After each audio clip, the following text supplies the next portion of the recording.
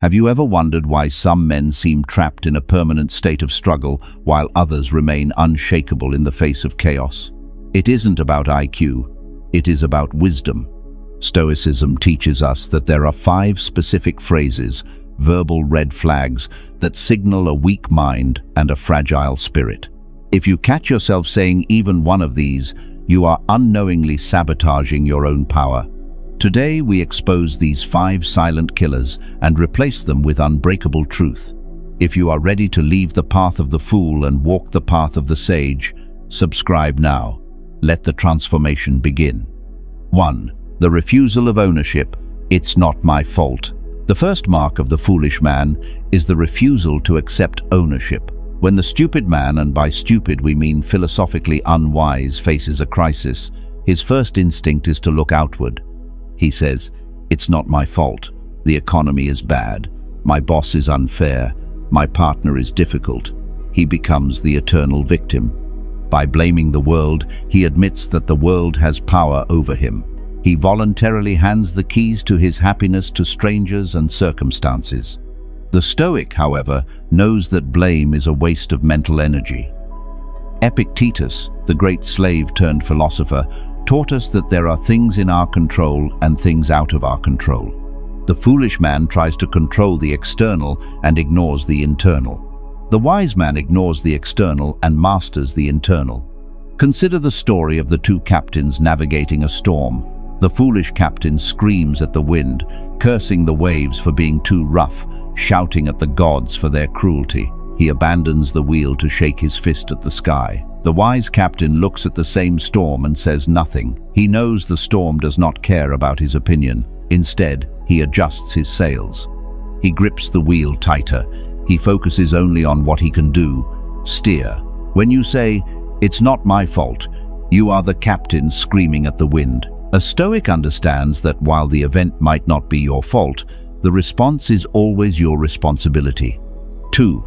The surrender of peace. He made me angry. This is perhaps the most dangerous lie a man can tell himself. This phrase implies that your emotional state is a remote control device, and everyone around you holds a remote. The foolish man believes that insults, traffic, or rude people force him to react. He is a puppet jerked around by the strings of other people's behavior. If the world is kind, he is happy. If the world is harsh, he is miserable. He has no fortress of the mind. Seneca, the Roman statesman, famously said, "Anger is a temporary madness." He described anger not as a sign of strength, but as a sign of weakness, a collapse of reason. When you say someone made you angry, you are admitting that you lack the discipline to guard your own mind. Imagine a man walking through a crowded market. Someone bumps into him hard. He spins around, furious, ready to fight, screaming about respect. Then he sees that the person who bumped him is blind. Instantly, his anger vanishes. What changed? The physical event was the same. The only thing that changed was his judgment of the event. This proves that the stranger didn't make him angry, his opinion did. The Stoic realizes that an insult is like a rock thrown at a cliff. If the cliff is solid, the rock simply bounces off. 3. The rejection of reality. Why is this happening to me? This is the cry of the man who believes the universe owes him comfort. When tragedy strikes, the foolish man feels personally targeted. He views hardship as an injustice. Why me? I'm a good person. This isn't fair. He resists reality, and this resistance creates suffering, turning pain, which is inevitable, into misery, which is optional. The Stoic embraces a concept called amor fati, a love of fate, not just tolerating what happens, but loving it. The Stoic sees every obstacle not as a block in the path, but as the path itself. Imagine you are a wrestler. If your coach pairs you with a weak opponent, you learn nothing. But if your coach pairs you with a giant who throws you around the mat, you sweat and you bleed. The foolish man asks, "Why does the coach hate me?" The wise man understands the coach is trying to make him a champion. Life is that coach. When you say, "Why me?" you are rejecting the training. Marcus Aurelius thanked the gods for his difficulties because they allowed him to test his virtue. A Stoic is the fire that burns brighter because of the wind that tries to extinguish it. 4. The tombstone of intelligence. I already know that. The moment a man thinks he knows everything, he stops growing. This phrase is the tombstone of intelligence. The foolish man protects his ego by pretending to be an expert. He listens to reply, not to understand. He views new information as a threat to his intelligence rather than a supplement to it. He is rigid, and like a dry twig, he snaps easily. Epictetus famously said, "It is impossible for a man to learn what he thinks he already knows." If your cup is full, nothing more can be poured in. There is a Zen story that mirrors this Stoic truth. A scholar visited a master to inquire about wisdom. As the master served tea, he poured the scholar's cup full and then kept pouring. The tea overflowed everywhere. The scholar shouted, "Stop! The cup is full." The master replied, "Like this cup, you are full of your own opinions. How can I show you wisdom unless you first empty your cup?" The stupid man walks through life with a full cup, guarding his ignorance. The Stoic cultivates the mind of a student, willing to look foolish in the short term to become wise in the long term. 5. The illusion of scarcity. I don't have time.